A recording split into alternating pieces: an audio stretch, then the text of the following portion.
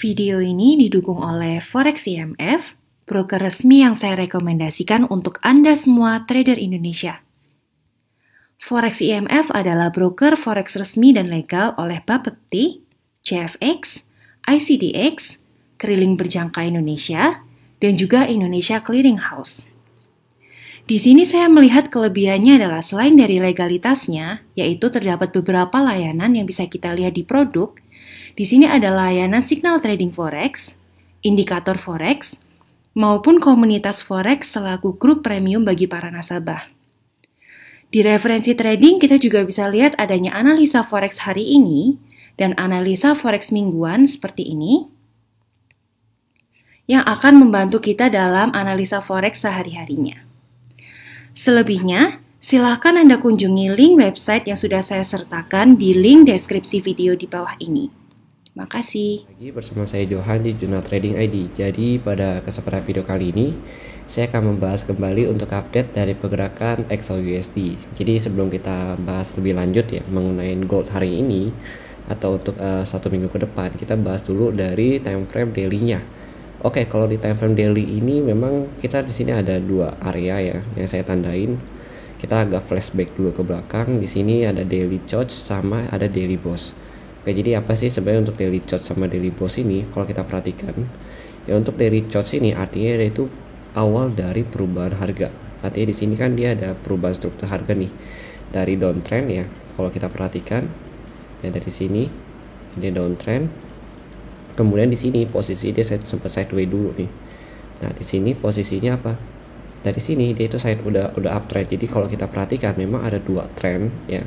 Dan ini bagian sini itu adalah masa transisi trennya. Artinya ada perubahan nih dari area sideways menjadi uptrend atau dari downtrend menjadi sideways, kemudian dari sideways menjadi uptrend. Jadi ada transisi perubahan harga. Oke, kita setelah bahas ini kalau kita lihat lagi, jadi saya mau agak memberikan sedikit edukasi di sini ya di video update kali ini.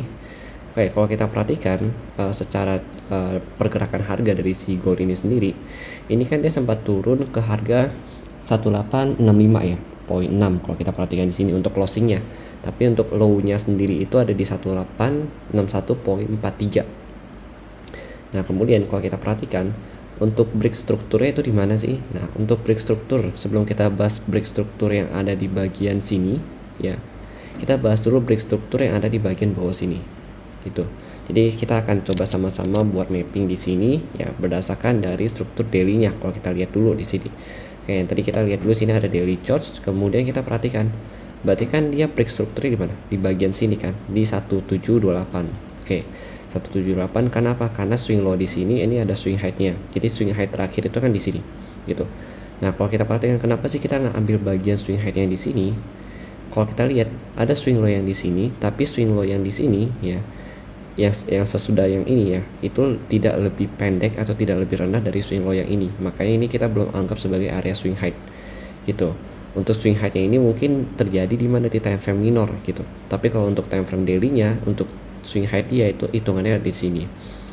Nah, kemudian kita lihat berarti ini kan ada breakout structure di sini. Nah, begitu dia breakout structure kan berarti ada namanya koreksi harga. Berarti kita tarik Fibonacci dari sini. Nah, dia koreksi mana sampai 23.6. Nah, kemudian ini yang saya tandain area boss ini atau daily boss ini itu adalah area breakout dari si koreksinya dia. Artinya apa? Dia melanjutkan dari pergerakan harga yang ada. Oke, di sini kita lihat lagi. Nah, untuk bosnya kan di sini, berarti ini adalah meneruskan ya atau melanjutkan uptrendnya dia. Karena posisinya di bagian sini itu dia sudah berubah menjadi uptrend gitu. Jadi yang ini tuh struktur harga ini kita sebut sebagai boss atau breakout structure itu adalah melanjutkan struktur harga yang ada gitu. Nah, kalau kita lihat tadi kalau kita tarik Fibo ya dari area strukturnya dia atau dari area boss ke chartnya dia, itu dia kan berhenti di mana? Di area 388.8 sama 361.8. Artinya ini adalah area retracement dia. Jadi kalau kita perhatikan ya, mulai dari harga ini kalau kita lihat ya. Mulai dari harga 161.8, kemudian kita lihat lagi di harga 261.8 sampai 288.8. Ini kalau kita perhatikan untuk daily candle ya, ini selalu ada rejection di area ini. Oke, ini rejection, terus ini ada rejection. Nah, ini rejection kuatnya itu di mana? Di 3861.8. Karena kalau dia naik lagi, ya kalau kita perhatikan ya dari satu tren ini, ya maksudnya dari dia perubahan tren di bawah ini sampai ke atas, ini kan dia maksimal di mana? Untuk maksimalnya itu ada di 2009, artinya di 488.8 untuk area Fibo-nya gitu. Nah, ini berarti maksimal kenaikannya dia untuk atau full cycle dari si Fibo-nya itu sendiri. Nah, kemudian kalau kita lihat saat ini pun dia sudah berubah nih trennya gitu. Nah, kenapa sih dia disebut dengan perubahan tren? Nah, kita tinggal cari lagi chartnya itu di mana sih. Nah, kalau kita perhatikan ini kan dia udah turun. Ya, dia udah break juga nih dari swing low-nya dia. Nah, kita lihat swing low itu di mana? Tadi kan ini kan kalau kita perhatikan berarti ini swing high ya. Oke, ini swing high, ini swing low. Kemudian kita cari lagi area breakout-nya mana. Nah, ini kan area breakout nih di sini. Oke, ini daerah-daerah sini itu adalah area breakout-nya dia. Berarti area swing high-nya di mana? Ini swing low yang pertama, ini swing low kedua di sini. Berarti swing high yang kedua di mana? Swing high kedua itu di sini. Oke, di sini. Ini yang kedua. Kenapa yang kedua di sini? Ya karena kalau kita lihat sini ada candle rejection ya. Ada 1, 2 ya. Kalau di sini itu kan dia order block jatuhnya. Oke, di sini ada order block. Nah, kalau sini bukan order block gitu. Maka ini ada swing high swing low-nya dia. Kalau ini kenapa kita nggak anggap? Karena ini adalah satu trend kalau kita perhatikan. Dia sideways tapi naik gitu. Nah, dari sini kita ambil ya. Makanya kalau kita perhatikan untuk daily-nya sendiri ya. Ini adalah area swing low-nya dia. Artinya ini swing low daily-nya. Nah, kemudian swing high-nya di mana? Kalau untuk swing high sendiri itu ada pertama di area yang ini. Ya, ini. Di 1950 atau paling maksimalnya dia di Fibo 388.8. Nah, ini berarti kan dia kalau dia break dari sini, ya dia closing candle di mana? Dia closing candle di bawah sini kan di bawah 1896. Berarti apa? Berarti dia sudah break dari struktur naiknya dia. Itu yang pertama. Nah, kemudian kalau kita perhatikan lagi break dari struktur naiknya berarti bukan berarti dia itu nggak koreksi, bukan berarti dia langsung lanjut turun ya, tapi bisa saja dia koreksi. Kenapa? Berarti kita butuh lagi nih untuk tarik Fibo. Berarti si Fibo extension ini sudah harus diganti dengan Fibo retracement lagi. Fungsinya untuk untuk mencari area pullback-nya dia. Tapi sebelum kita hapus untuk bagian yang extension ini, itu kita tarik dulu kita tandain dulu areanya yang tertinggi itu di 2009, artinya di 488.8. kemudian ada lagi di area sini ya, di area berapa ini, 423.6 ya, sampai 450 di sini. Kita tandain dulu di sini, kita kasih angka dulu ya di sini. Berarti kan 1897 1971 sampai 1987.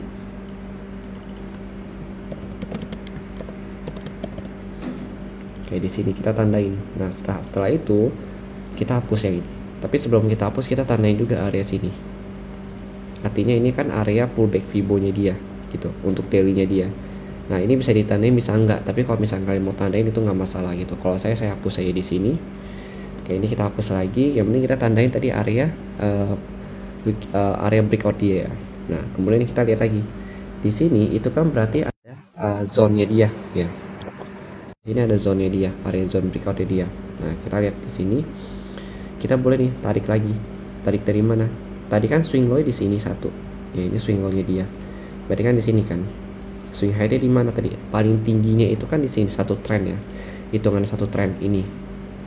Oke, berarti kita tarik Fibo retracement dari sini, kita coba tarik ke sini. Nah, nanti kita yang ketemu nih area 5061 yaitu untuk utamanya dia itu ada di sini. Ya, berarti ini udah masuk ke dalam kategori area retracement-nya dia. Nah, retracement itu berarti di 61.8 sampai 50. Berarti ini maksimal dia. Toleransinya sampai mana? Toleransi retracement itu ada di 1781 di sini gitu. Berarti kan maksimal kurang lebih di mana? Di area bosnya dia yang pertama. Ini kan bos pertama dia. Nah, ini bos pertama dia, ini bos kedua dia untuk daily-nya. Oke, kita tandain itu. Berarti yang terdekat di mana? Kalau kita perhatikan untuk yang terdekat itu di daily-nya itu di 1843 di sini, 1843. Kemudian kita lihat lagi di 161 di 1816 ya, atau 1816.36. Ini adalah area breakout dia juga nih kalau kita lihat di sini ya. Ini breakout zone dia juga. Oke, itu yang kita dapat dari daily-nya. Kemudian kalau untuk area terdekatnya dia, ya untuk support terdekat dia itu ada di harga 1853 sampai 1850 kalau kita perhatikan di sini. Karena ini bertepatan dengan moving average 50. Ya, ini juga ada area order blocknya dia. Oke, kemudian kita turunin lagi time frame-nya. Ya, kita turunin lagi time frame-nya. Nah, di sini kalau untuk dari time frame sendiri ya dari 4 jam ini kalau kita lihat itu kan berarti dia masih ada potensi untuk retest ya kalau kita lihat ya. Retestnya kemana? Kalau kita perhatikan untuk area retest dari si 4 jam ini ya, kalau kita lihat di sini nih, misalkan ini udah reject nih. Nah, kalau kita lihat ini kan dia udah reject di sini. Berarti kan di sini satu kita tarik Fibo ke sini. Ini Fibo 4 jam. Nah, di Fibo 4 jam ini kalau kita perhatikan ya, ini berarti dia itu potensi retest kurang lebih ke harga, potensi untuk retest ke harga sini di harga 1910 sampai 1922. Ini maksimal retest dia, artinya dia balik lagi untuk ambil likuiditas di harga ini gitu. Tapi paling dekatnya mana kalau kita mau ngomong retest paling dekat ya, untuk dia retest sebelum dia lanjut turun itu di 1896.5. Ini adalah area breakoutnya dia gitu. Lalu habis itu dia lanjut turunnya kemana? Pertama yang terdekat yang tadi kita bahas yaitu di 1853 di sini sampai 150. Terus kedua itu baru ke 1825 di sini. Nah, ini supportnya dia. Ini support yang cukup kuat juga kalau kita perhatikan di awal tahun kemarin bulan Januari. Jadi harus kita perhatikan itu ada support di 1853, kemudian 1825. Dan kalau kita lihat lagi untuk resisten itu ada di 1896 ya. Kemudian sampai ke harga kurang lebih nih 1910 sampai 1922. Itu untuk area SNR-nya dia.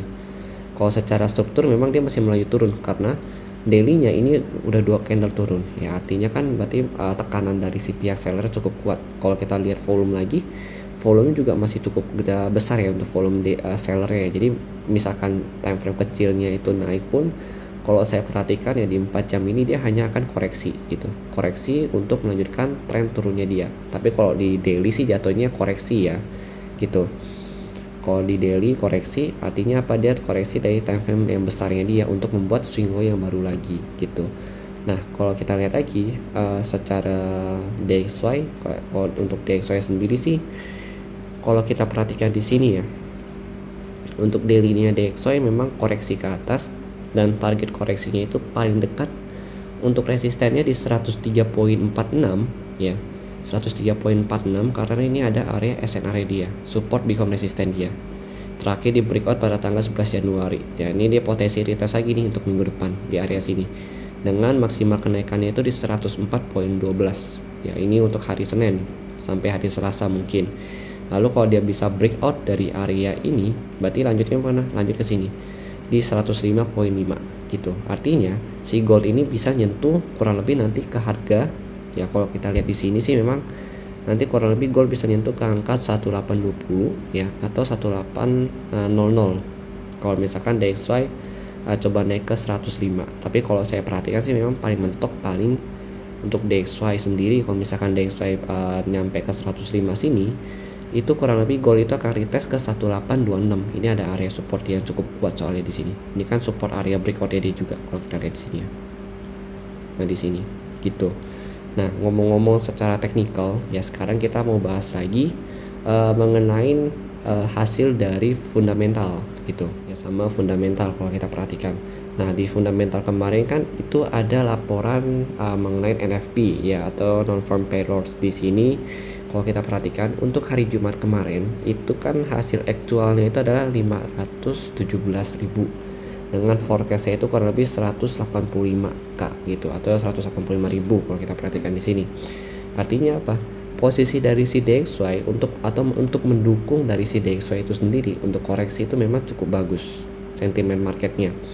Nah, tapi kalau misalkan kita perhatikan lagi dari suku bunga atau dari suku bunga atau interest rate ya, itu memang agak kurang bagus untuk DXY karena posisinya itu cuma 25 basis point kenaikannya. Artinya si The Fed sendiri juga sudah mulai melakukan perlambatan kenaikan suku bunga ya. Dan memang kalau kita bahas lagi pada video-video sebelumnya juga kita pernah bahas mengenai disinflasi. Artinya apa? Disinflasi itu artinya si Amerika sendiri keuangan dia itu sudah mulai normal gitu. Jadi dia sekarang mau memfokuskan untuk mensejahterakan rakyatnya kembali dengan menurunkan atau memperlambat kenaikan suku bunga gitu.